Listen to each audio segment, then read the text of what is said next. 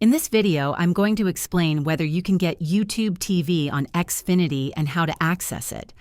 While YouTube TV is not directly integrated into Xfinity's cable service, you can still access YouTube TV using Xfinity's internet service or streaming devices like the Xfinity Flex box. If you have Xfinity Internet, you can stream YouTube TV on your smart TV, computer, or mobile device by signing up at tv.youtube.com and downloading the YouTube TV app. For a more seamless experience, use the Xfinity Flex box, which offers access to popular streaming apps. Simply download the YouTube TV app from the Flex dashboard and log in to your account.